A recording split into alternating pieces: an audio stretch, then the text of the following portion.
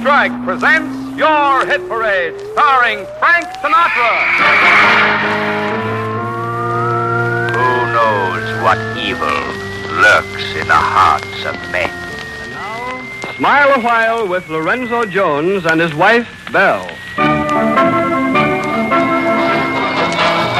Here's the Manhattan merry-go-round that brings you the bright side of life, that whirls you in music to all the big night spots of New York town, to hear the top songs of the week sung so clearly you can understand every word and sing them yourself. This is the golden age of radio. I'm Dick Bertel, and tonight we'll take you on another audio excursion back to radio's formative years. You'll hear the programs that made the era golden, and meet people who made those broadcasts a reality. The Golden Age of Radio with Dick Bertel is brought to you by Burritt Mutual Savings Bank, serving Central Connecticut since 1889, and by WTIC. You'll meet our special guest, Alexander Scourby, after these words from Burritt.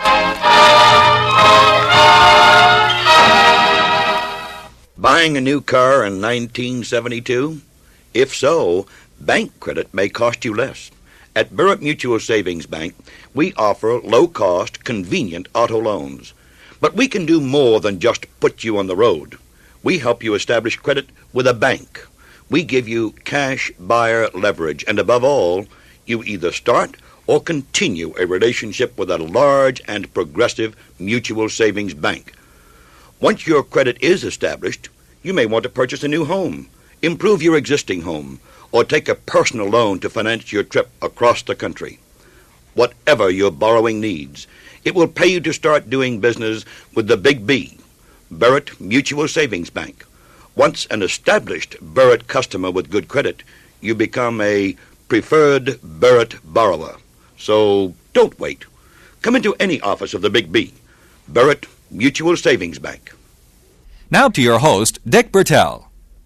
Good evening. With me once again is Ed Corcoran with how many hours of old-time radio memories on tape by this time, Ed? 2,600 hours, Dick.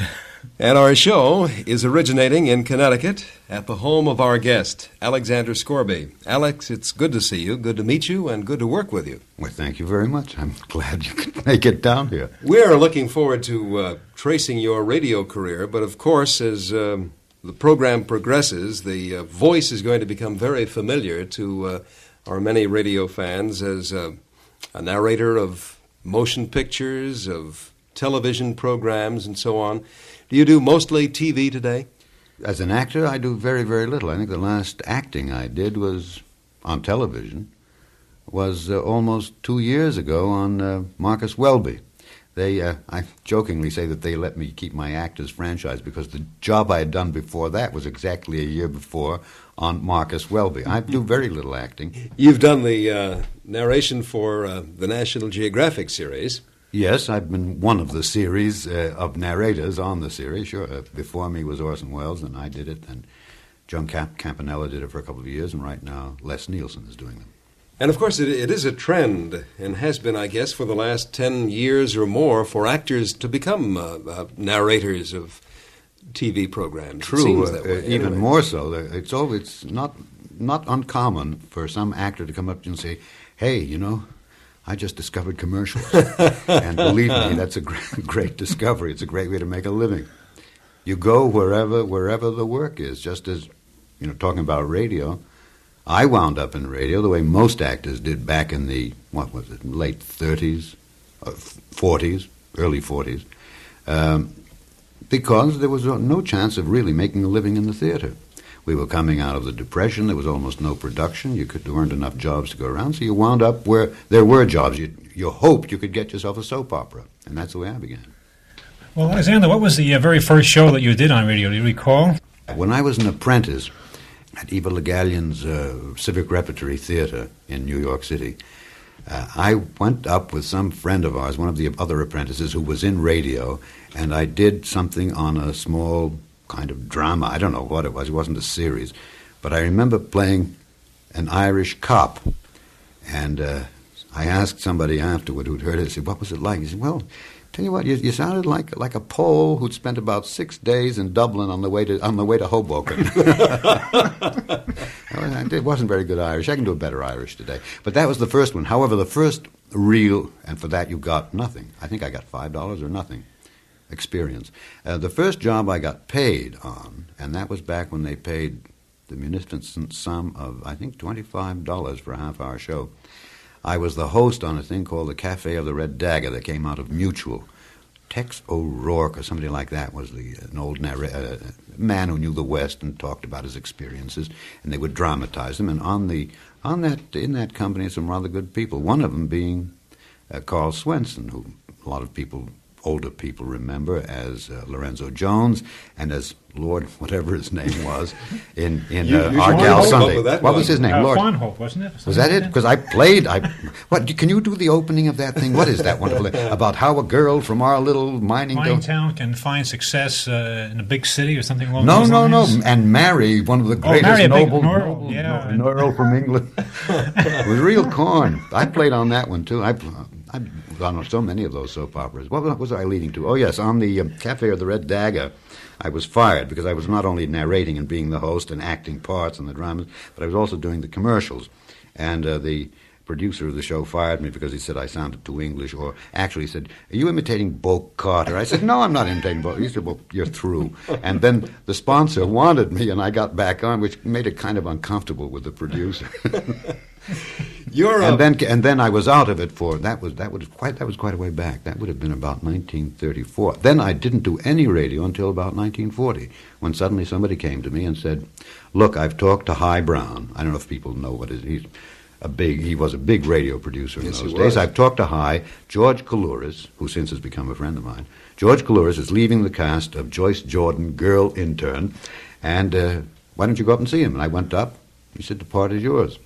And let me go too because I was projecting as if there were a balcony in the This is because of your theater background. Yeah, and then from 40 till about just after the war, I think I began, or just before the war, I got onto one of the what you might call higher echelons. So far as quality went, it was better written than most of them. It was soap opera, but it was good soap opera. It was a thing called Against the Storm, written by a woman named Sandra Michael, I think her name was. It was really quite a good job, and I enjoyed doing that. I did that for years, and then it slowly built up.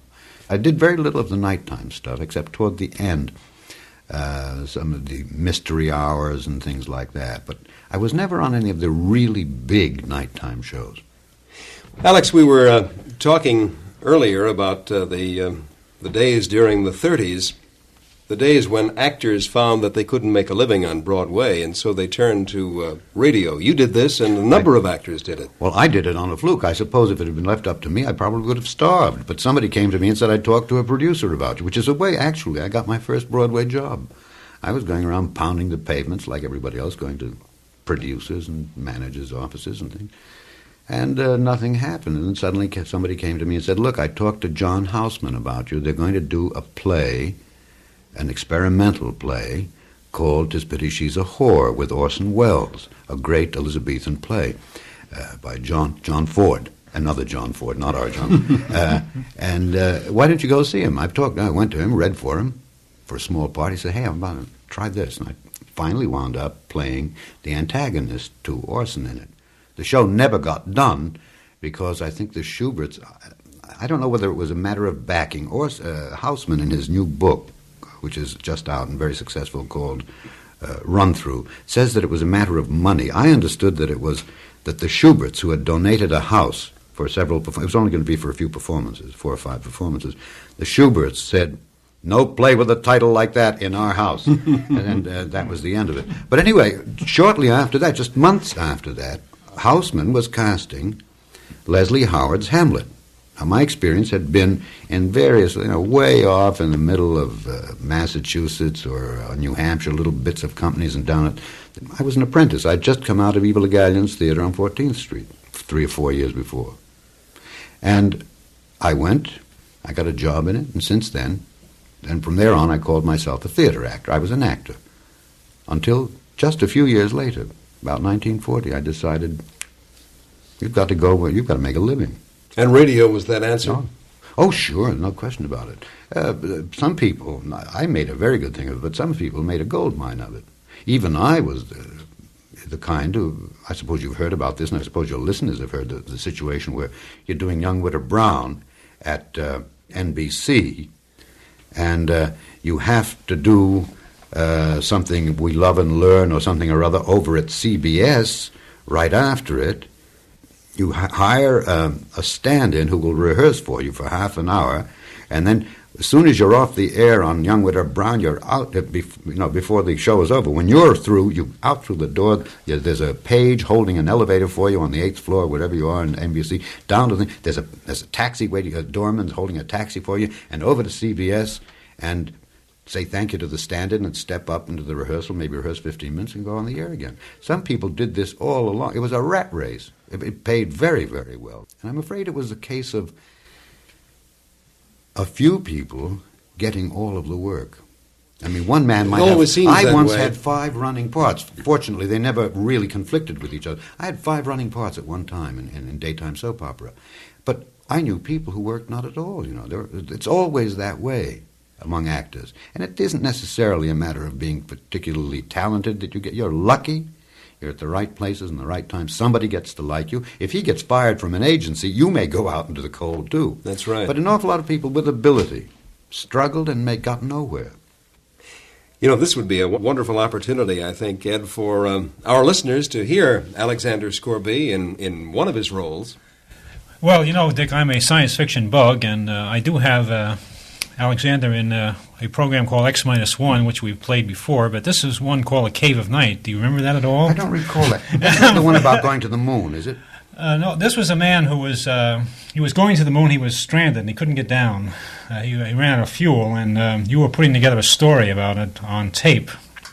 And was I in that? Yeah, sure that's not the one that Louis Van Rooten was in, was it? No, it was Bob Hastings was the other actor that you were working with. It doesn't ring a bell. I remember two. I used to do X-1 a number fairly often. There's one that I really loved in that. It was called "We'll Go No More A-Roving." It was about reaching the moon. Yeah, that was Ray Bradbury's story. It was called "The Moon Be Still As Bright." The moon be still. Well, it's something out of Byron's poem. That. But where they get up there and find out there was a civilization which died off because of chicken pox. Yes, that was it. Well, maybe we want to play that one. I go off my rocker and yes, that's right. Try to kill everybody in the expedition or something like that. Well, let's do that one instead. All right. Have you got that? You must be flexible. Have you got that? Yes, I do. I hope it's not too awful. Adventures in time and space, told in future tense.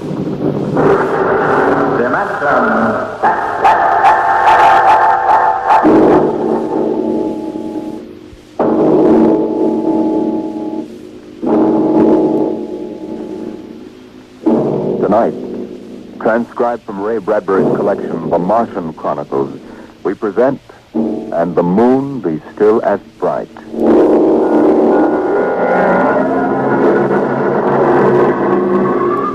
The first 3 expeditions to Mars left Earth in a mushroom of flame, arced through the atmosphere, and finally dwindled to tiny specks in the big eye of Mount Palomar telescope, and then were lost to sight forever. The prearranged landing signals flashed back to Earth, and then the radios went dead. One after the other, ships had disappeared and were never heard from again. But still the rockets came. The 4th expedition emerged from the silent gulfs of space and angled down toward the floating red disk of Mars, down into an orbit, as the order came to land. Stand by for deceleration. Deceleration, aye, sir. Skids down. Skids down, sir. Engine room. Engine room, aye. Landing procedure. Fire 1, 3, and 5. Aye, sir.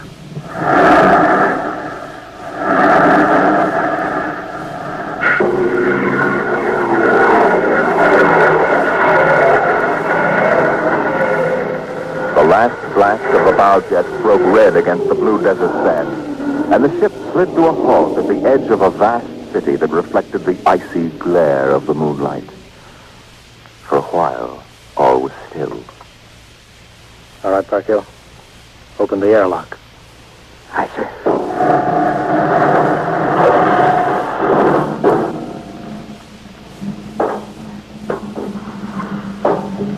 Fresh air. How about a fire, Captain Wilder? It's freezing. Later. We got work to do. Well, you could get drunk on it. Say, there's an idea. Why don't we break out a bottle and celebrate? Biggs, there'll be no drinking done till we're secured. But we're landed, Captain. 3 other expeditions landed and disappeared within 24 hours. We're not relaxing security till we find out what happened to them. Maybe Martians? Exactly, Pardew. Spender, you're an archaeologist. How old would you say those buildings are? Somebody built these cities. Oh, I can't tell till I study them more closely. It's the kind of engineering we couldn't duplicate on Earth. Those thin reed-like towers and the stone filigree wouldn't stand up under Earth pressure. Beautiful, aren't they? I'm not interested in the architecture now. I want to make sure there's nothing there that might be dangerous. Mr. Hathaway. Yes, sir.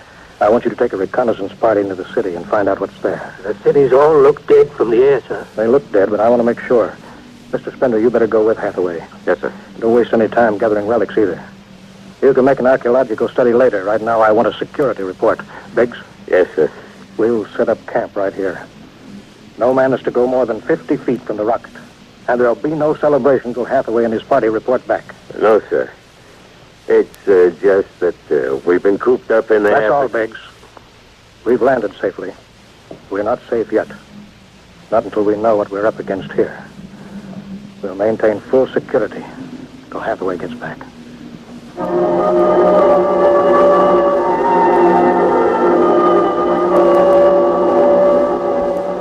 In the sea bottoms, the wind stirred along faint vapors, and from the mountains great stone visages looked upon the silvery rocket and the small fire. The sky was black overhead as the 2 racing moons threw knife-edged double shadows on the desert. All right, come and get it, chow. What you got to eat, Jackie? Sawdust, smothered in cold lamb fat. Good. I thought it was something I couldn't eat. Hey, you guys, pipe down. Captain, Mr. Hathaway's back. Captain Wallace. Over here, Mr. Hathaway. Well, most of the city is dead, sir. Spender says it's been dead a good many thousand years. But we found one part about a mile over. What about it? People were living in it last week, sir. People? Martians. I see. Where are they now? Dead. We found the bodies. Thousands of bodies. Hadn't been dead more than 10 days. What did they die of? You won't believe it. What killed them? Chicken pox. Chicken pox? Yes, I made tests. It worked differently on Martians than on Earth people. Burned them black and dried them out to brittle flakes. But where could they get chicken pox? From Earth, sir. And the other rockets did get through. Yes, sir. I don't know what the Martians did to them, but I sure know what they did to the Martians. Gave them chicken pox and wiped them out. They just didn't have any resistance to an Earth disease. Aren't any of them left? There won't be any. When a thing like that starts spreading, sir, there's no stopping it anywhere. It's 1,000 to 1 that's killed them all. This planet is through. Incredible. Think of it, Captain. A dirty, silly child's disease like chicken pox. It isn't right. Spender, take it easy. No, it's like saying the Greeks died of mumps or the proud Roman Empire collapsed because of athlete's foot. We didn't even give them a decent excuse for dying. We just gave them chicken pox. Spender, get hold of yourself. We didn't see those bodies, Captain. It must have been a shock, I suppose. You need a rest, a little relaxation. Martians are dead. There's nothing you can do about it now. Hey, you hear that? The Martians are all dead. Well, come on, let's break out a bottle and whoop it up. How about it, Captain? Well, all right, man. All right. Hathaway, see to the security guard. Yes, sir. Good Lord, do they have to do that now? It's been a tough trip. It's only natural they'd want to celebrate a little. Celebrate because the world died? Because a rotten little virus from Earth wiped out a whole civilization? Well, they're not thinking of Isn't that. there time later to throw old beer cans into the canal? A civilization died here. It's like butchering a pig in a churchyard. Spender, you think too much. We're lucky to get to Mars without catching a meteor in our bulkheads. Let it go at that. Save on Mars. The first statement, save on Mars. We gotta celebrate.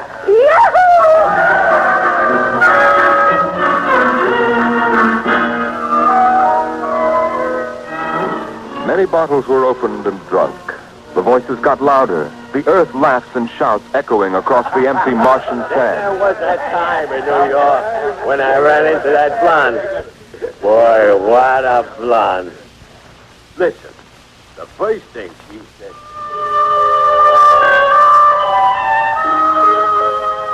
Spender listened to the wind over his ears, cool and whispering. He felt the land getting cooler. The stars grew closer, very clear. The air smelled clean and new. He looked at the cool ice of the white Martian buildings over there on the empty sea lands. What a woman. Hey, what do we do with these empty bottles? Save him. There's a 2-cent deposit. Throw them away. Hey, wait. How about that building? Do the one for $1, I can heave one right through that window. You're right. Here goes. Bullseye. I owe him $1. Double or nothing on the next shot? Put that bottle down, Biggs. Who's that, Mr. Spender? Stop smashing those windows. What's the difference? The planet's ours now. I guess I can do anything with it that I want. Drop that bottle, I'll knock your teeth out. Yeah?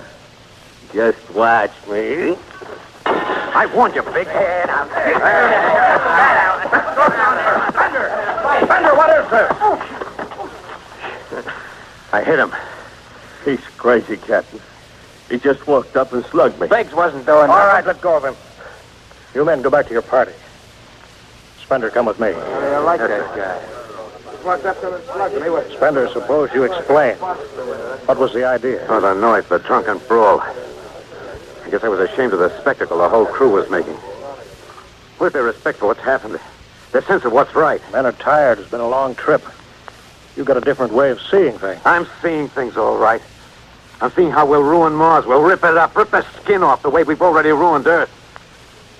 We Earthmen have a talent for ruining big, beautiful things. Is that why you hit Biggs? Yes, I couldn't stand the idea of them watching us make fools of ourselves. Them? The Martians. The Martians.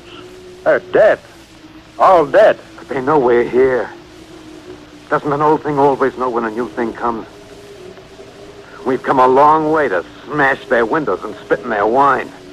Well, maybe you're right. I'm fining you $50 for that fight. Now suck in your chin. We'll go back there and play happy.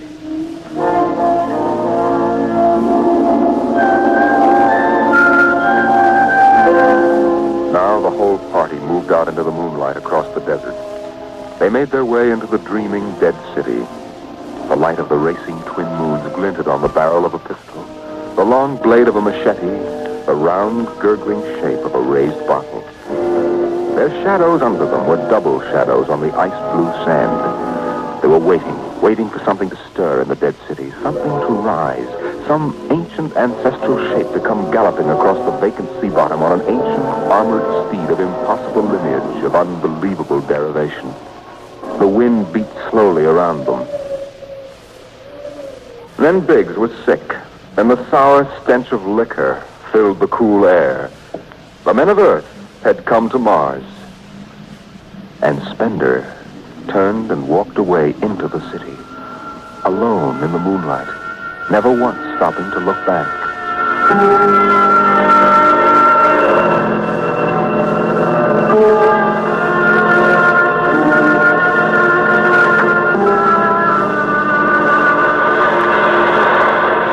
You're listening to The Golden Age of Radio with Dick Bertel, tonight featuring actor Alexander Scourby. Brought to you by Burritt Mutual Savings Bank, serving Central Connecticut since 1889. And by 1080 Radio, WTIC in Hartford. Burritt Mutual Savings Bank asks you this question: why should you save? Burritt Mutual Savings Bank will also try to answer. The reasons for savings are almost endless. 1, it can open the door to your new home. 2, it can give you the means to new furniture, a new car, a boat, a vacation. 3, it can help send your children to college. 4, it can give you that glorious feeling of independence and prosperity. Don't ever feel that you have to have large amounts to save. At Burritt, deposits as small as $1 are welcome. Really welcome. Start now and save for all these reasons and perhaps some of your own. If you can't save a lot, save a little. At Burritt Mutual Savings Bank, where deposits are safe and earn good dividends. Start your account tomorrow. Member FDIC. Now back to your host, Dick Bertel. Our guest tonight is Alexander Scourby, and we're recalling the golden days of radio. This was a special time, a special age, Alex, because an actor was able to convey through the use of his voice marvelous scenes, great imagery, emotion. Oh, don't make it sound too good, please. The golden age of radio. It was a golden sewer for most of us. We were all dying to be in the theater doing great plays, and we were doing soap operas. There was nothing particularly wonderful. There were good things. There were sustaining programs. I remember in radio doing a series that Archibald MacLeish wrote called something about the early days of the continent of America. They were wonderful scripts. They were fun to do, and they were literate. Sometimes you might think that MacLeish was getting a little stuffy, but generally they were very, very interesting. But most of the time, I used to catch myself in front of a microphone and say, "Oh, Lord, you wanted to be an actor. You're going to drop dead in front of a microphone with a script in your hand, at the age of 60 or whatever. You'll be doing this all your life, and you'll be miserable and making enough money to live on and be comfortable, but you'll be really unhappy." I didn't know that radio was going to die before I did, just as live television has died just before I have, too. That's right. And that was the next best thing. Actually, live television was, as far as actors are concerned, the next best thing to being in the theater. And in a way, well, in some ways worse, not so good, in some ways better. You didn't run the risk of a long, long run, but you also didn't have the chance to work on it for long enough, but it used to be exciting. The chips were down, and suddenly, there you were. If you had egg on your face, you had egg on your face, and there was no way of turning up stage and saying, "What's my line?" You were right on a camera. And it was, I think most actors look back to it with a great deal of longing, a real nostalgia for live television. And in those early days, those live television studios were hot as blazes. The ceiling would literally be solid floodlights. The kind that you use for taking pictures, like a large bulb, a mushroom bulb. The ceiling would literally be covered with these things, and of course the temperature even in an air-conditioned studio, would be terrible. And I decided I would never be a television actor. It was too hot. No, I meant it. I sweat like the dickens the minute it goes over 72 degrees.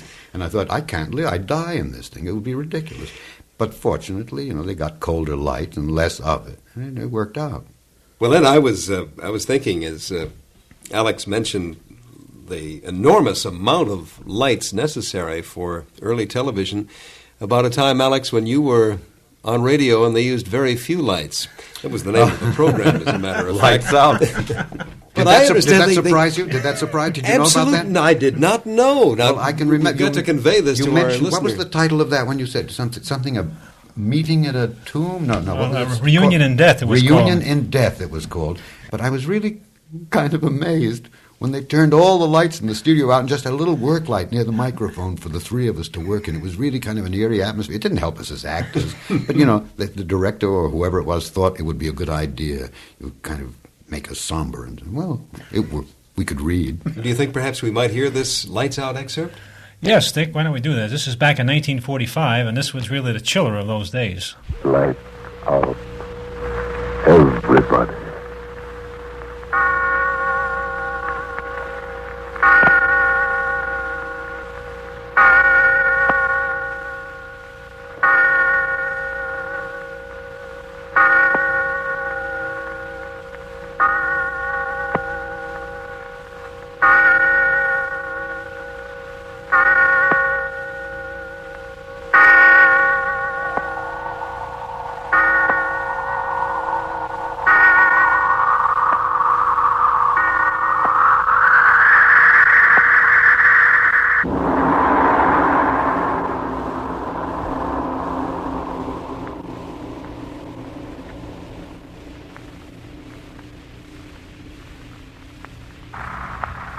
It is an old saying, how if you should pluck from the grave even one flower, and shall afterward cast it away, then shall the place where the flower be cast forevermore be haunted by the soul of him from whose grave was the flower plucked.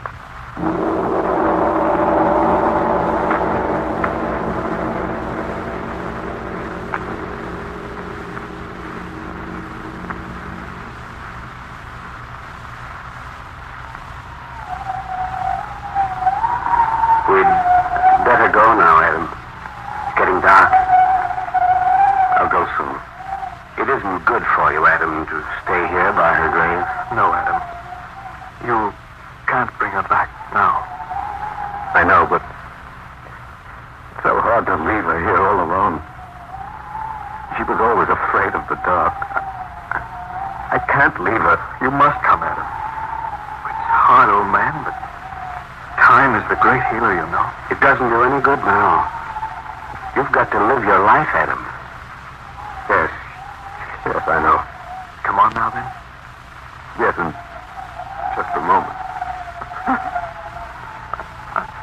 I'm sorry, boy. I can't help it. We'll walk along a little way, Adam. We'll wait for you. Down by the cemetery gate? Oh, all right, I'll come right away. You won't have to wait long. I'll be right there. Come on, Christian. We'll wait, Adam. Yes. Yes, wait. Poor chap. It's hard, isn't it? I guess they were pretty much in love. I've never seen two people so completely, madly in love with each other as those two were. Married just 2 months. We'll have to do something with him. He can't go on as he started. Poor fellow. I'm always so awkward at times like that. I never know what to say or do. Neither do I. I wish you'd come along. A cemetery at night is hardly my idea of a pleasant place to stay. That's right. Well, you can't tell what we'd do under the same circumstances. No. I guess we can stand it a little while longer. Poor chap. Shall we wait here for him? This will be all right, I guess. You see him? He's kneeling down. Praying. I didn't know that Adam was especially religious. He isn't. That's probably the first time in his life he's ever prayed. Death does strange things to us, doesn't it? Oh, he's coming now. I wish we could do something for him.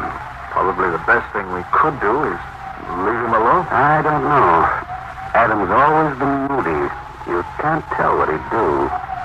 Commit suicide. I wouldn't take a chance on leaving him alone. Very long. And you're planning on staying with him tonight? Yes, he's coming to my house. Better come along. Don't mind, I will. You're coming to my house tonight, you know, Adam. Am I? Thanks, Basil. We'll sit and talk all night, just like we used to. Shall we? I couldn't sleep. Adam, you've got to put this out of your mind. Put Diane out of my mind, Christian? No. No, I think not. I didn't mean that, Adam. But she's gone now. Nothing you can do can change that, you know. You've got to face it. You can't go on. I can never forget her, Christian. Of course not. But you've got to accept her. This is a fact. It's inevitable, old friend. It comes to all of us. Yes. What's that you're carrying, Adam? What? Oh, I took some roses from her grave. Those red Ulrich runners that you sent, Christian. You knew she always loved them better than any other kind. Yes. They're her flowers. She always had a bowl of Ulrich runners in the living room, and they were at her bedside all the time she was sick. We'll put them in water when we get home. No, I don't think so, Basil. I think I want them to wither. I don't think I want to see red roses again blooming and happy. I don't think too much of her lying out there, lonely, afraid of the dark. Don't, Adam. Oh, Basil, I loved her so. Yes, old fella. We know. They're very fresh now. Almost as if they've just been cut. Yes. Well, except this one. It started to wither too soon. I don't want it. I want them all to wither together. Did you throw that rose away, Adam? Yes, I didn't want it. You shouldn't have done that. I didn't want one rose of all of them to wither away and die before the other's time comes. No, Adam, but... What's the matter, Christian? Nothing. What's the matter? Adam, I hope you won't think I'm completely mad, but my grandmother used to tell me of a superstition the old people had. What, Christian? Let's find that rose, shall we? Why, what are you talking about? What is the matter, Christian? Well, it's almost indecent to mention it now, but there's an old superstition that if you take a flower from a grave and then throw it away, the spot where you throw it will be haunted by the spirit of... Well, do you see? Oh, I threw it right back there by those old stone steps. I can find it again. Oh, Christian, why did you? I'm sorry, I couldn't help it, Basil. My grandmother told it to me, and she believes it. But you don't believe any such rot. I don't know, Basil. None of us knows what truth there is in these superstitions. I'd rather not take a chance. I can't find it. It's gone. It's gone, Christian.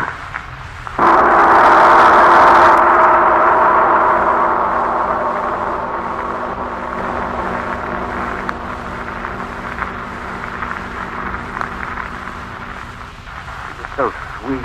Now she lies out there alone, afraid. I can't stand it, I tell you. Now, Adam, please, old fellow, you must move. Diane, my dearest, lie down on the couch, Adam. Perhaps you can sleep a little. I'll read to you, shall I? I can't sleep, Basil. I can't with Diane. Oh, Diane, I can't live without you. I won't. I'll lie down, Adam, old boy. That's it.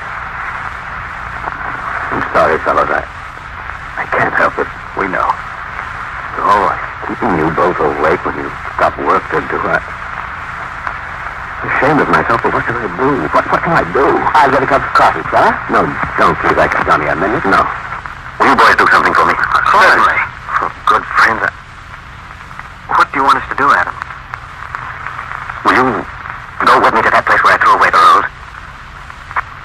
Will you? I know it sounds mad, idiotic, but if there's the slightest possibility that if you want us to, Adam, of course. I wonder if there could be any truth in it. None of us know, Adam. But there are folks who believe it. Yes, if it is truth. You suppose I could? Can't be much farther. By those old stone steps. Oh, there are the steps. Oh, if it could only be, We'll wait with you a little while, shall we? Yes, I'm afraid to be alone. We'll stay with you, Adam. If she's here, she hears us. Yes. Diane.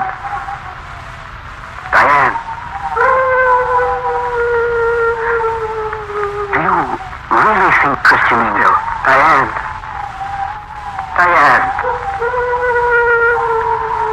Dogs howl when ghosts walk. Good night. The hour when ghosts walk and graves give up their dead. Diane, dearest. Diane. Oh, Diane, if you're here, answer me. Diane. Oh, it's no use. I've lost her. Oh, Diane. Yes. Adam, we'll walk down the path a little way. Perhaps if we're not here with you. That's it, Christian. Oh, Diane. Come on, Basil. Poor chip. Oh, the poor fellow. He'll go mad if he doesn't. Listen. Oh, Diane.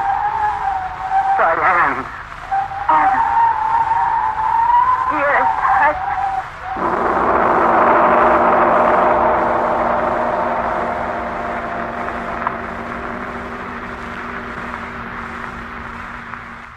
Our guest tonight is Alexander Scourby, and we've just heard an excerpt from Lights Out. Well, you were saying earlier, too, Alex, that you felt a bit degraded, perhaps, by doing soaps. Oh, I felt terribly degraded. Did you? Sure. All right, you said it. Did you ever, or did other actors ever find the scripts funny? Did you ever find them amusing? Oh, good. Did you find double meanings in the continuity? Well, I can't remember which show it was. It was again at CBS in the same studio as the one, but it was in the afternoon, and Claudia Morgan was in it, and I think she managed to stay unmarried through 15 different suitors. I was one of the suitors. I got killed in an airplane crash. But I remember we would get going on that thing, and suddenly some little line somewhere in it would strike us as being a little bit suggestive.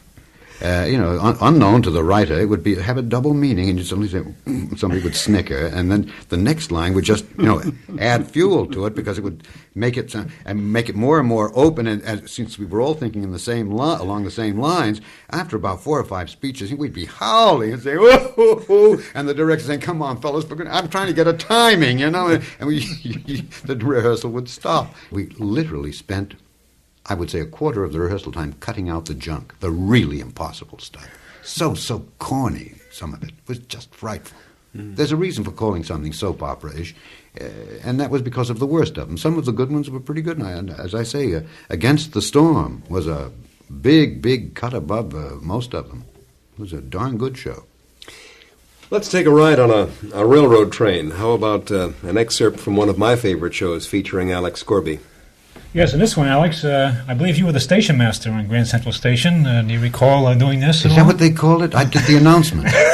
Well, down through that tunnel, we go out into the... I can't remember it. Was I didn't do it very well. But then I would also act in it. Yes. But I used to do that opening, didn't I? One of the most famous openings in all radio, Except I thought. that it was done by somebody for many years before I did it. Well, I think Jack Arthur did it for a while, and then I guess... I only did it for a short time. I think maybe a few months. Well, let's go back to the Grand Central Station days, Dick, and hear what the steam engine sounded like, too, okay? All right.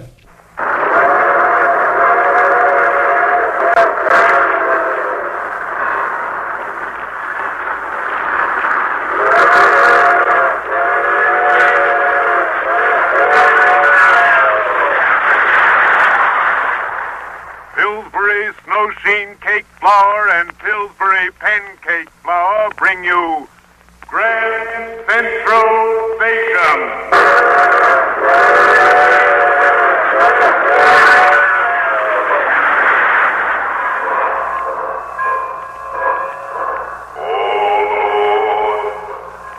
Better baking, finer cake. You're on the right track with Pillsbury snow sheen cake flour.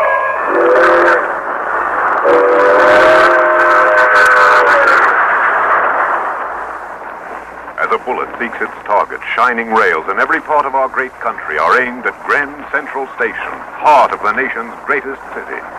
Drawn by the magnetic force of the fantastic metropolis, day and night great trains rush toward the Hudson River, sweep down its eastern bank for 140 miles, flash briefly by the long red row of tenement houses south of 125th Street, dive with a roar into the 2.5-mile tunnel which burrows beneath the glitter and swank of Park Avenue, and then Grand Central Station, crossroads of a million private lives, gigantic stage on which are played 1,000 dramas daily.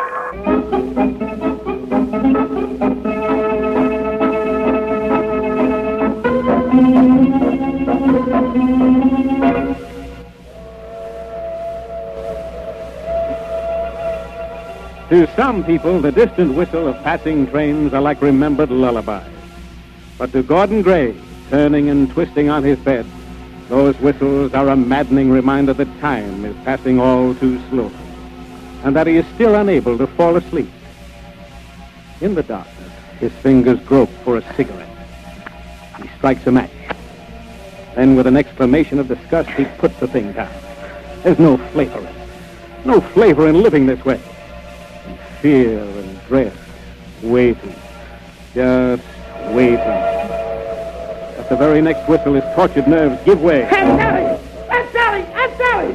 Gordon, darling, what is it? What's the matter? Please turn on the light. Aunt Sally, I can't stay in this bed any longer. I'm not tired or sleepy. I want to get out of this room, out of the house, even for a little while. But, Gordon, it's past midnight. In the morning, we'll go out for a nice long walk. No, I want to go out now. You don't know what it's like. Being helpless like this. I know, Gordon, but soon it'll all be over. After your operation. After the operation. Aunt Sally, I don't want to talk about it anymore. Then we won't talk about it, dear. Now, try to go to sleep, won't you? Good night. I said good night, Gordon. Good night, Aunt Sally. That's better. I've turned off the light. She left the room, and I listened in the dark for the rustling of the trees outside my window. But the only sound was an endless freight train. And as it faded toward New York, I thought I could almost hear the molecules dancing in the lifeless air. But then, sounds become all too vivid to the ears of a man who is blind. I lay there in the dark, my ear resting on my wristwatch, listening to the minutes tick away. Fast galloping seconds, but long, dark minutes. I waited till I thought Aunt Sally and Uncle Henry were asleep. Then, when the house was still, I got out of bed, dressed, and quietly sneaked out of the house. As soon as I reached the sidewalk, I began counting my footsteps as I walked, so that I could find my way back to the house. 10, 11, 12, 13, 14, 105, 206, 207, 8. I had reached the corner and turned back for the house. When I had again measured off my 208 steps, I moved up the walk leading to the front porch and into the house. I started up the steps to my bedroom, and then I heard... You'd better go. Darling, I said you'd better go. Stop playing that piano. It's late. You still like this song. I even liked you once. Now, please get out of my apartment and out of my life. You have all you want from me. It's time you lived up to your part of our bargain. Bargain? Did we have a bargain, darling? You promised to leave town as soon as I gave you the money. Oh, you mean it's $5,000? Well, now, surely you don't call that money. Not a man with your bank account. You promised. Less than 30 minutes ago. Listen to me, Gimpy. You might as well face the facts of life. I'm a woman who knows a good thing when I see it. I'll let you know when I think you've paid enough. That's all I wanted to get you. I know that you have no intention of ever ending this extortion. What are you laughing at? Oh, that walk of yours, that foot you drag along, Gimpy. You look like... Gimpy, stay away from me. Stay away. Gimpy, put down that knife. Gimpy, I was only kidding. I was only...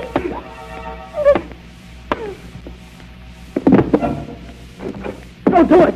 Don't kill her! Stay where you are, my friend. You're too late. She's dead. You have eyes. And whoever you are, you've seen too much.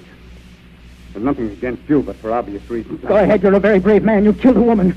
So I can't expect any consideration merely because I'm blind.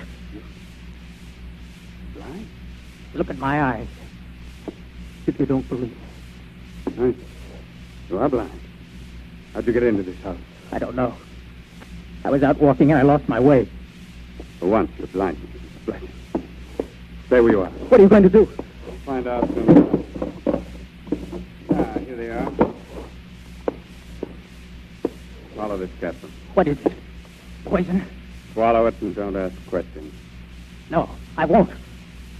Which do you prefer, the capsule or the knife? Give me the capsule. Better. And some water. I'm sure you'll find the pill very helpful in soothing your nerves.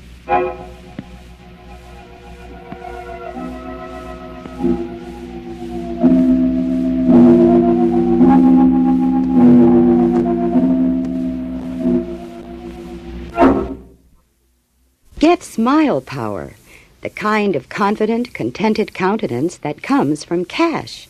Salted away cash in a Burritt Mutual Savings Bank at the highest legal savings bank interest rate.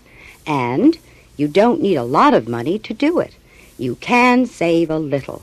It's the constant, patient, every payday habit of saving that really counts. At the Big B, we love your small deposits. We know they grow for you and for us. Result, we will both have smile power. Plus, we help with our high interest rates paid to you on your savings. Burritt Mutual Savings Bank. Deposits insured to $20,000 by FDIC. Our guest tonight on the Golden Age of Radio, Alexander Scourby. And, we have to, by this time, Alex, we have to bring our listeners up to date as to what you're doing today, because your career... Really, your radio career has been eclipsed by your narrations and the commercials that you're doing on both radio and television today. When did all of this begin to develop for you as a narrator? Well, as a narrator, that was beginning from way back in the radio days, yes. Mm-hmm. For instance, on The Eternal Light, again, to get back to that, I would as often narrate as act in it. Well, you did many series narrations. We mentioned at the beginning of the show the National Geographic series. I think that although you did not do the series, one of the programs that comes to mind is the 90-minute version of Victory at Sea. Yes, well, that was for a series called, if you remember, Project 20 for NBC, and which I did a whole batch of the early ones. I think I did probably the first 10 of them. That was the first really big documentary.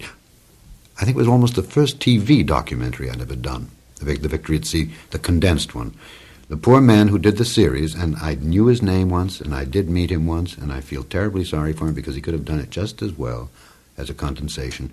That man's work is played over and over and over again. That's probably the most worked-over documentary series in the history of television. It must be on its 30th showing or 40th showing. He doesn't get anything for it. I think it's a pity. No residuals. No, it's the same as my father-in-law, who was an actor in the old silent days. And he worked into the talking movie days. He would get furious and say, I see myself every night on those old talking movies, and I don't get a penny for them. Alexander Scourby, I've enjoyed our conversation together, and I hope that our listeners have enjoyed it as much as we have, Ed. I think he's really underplayed himself. I think he's the greatest, the greatest voice in the business today, Dick. Well, it's been a great pleasure to have you here.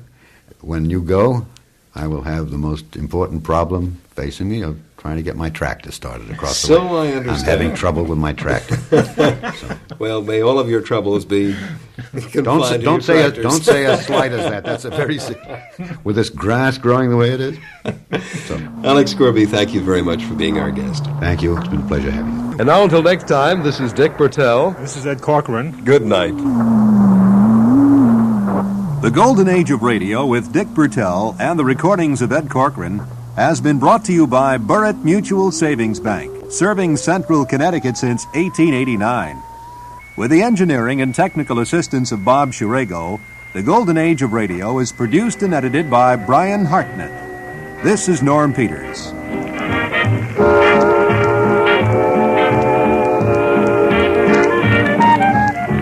Camel Cigarettes present Benny Goodman's Swing School, the Tuesday evening rally of everybody everywhere who gets a lift from the new pulsating music of youth, swing. The Lux Radio Theater brings you Rita Hayworth and Charles Corbin in This Love of Ours. Ladies and gentlemen, your producer, Mr. The makers of Instant Chase and Sanborn Coffee present the Charlie McCarthy Show.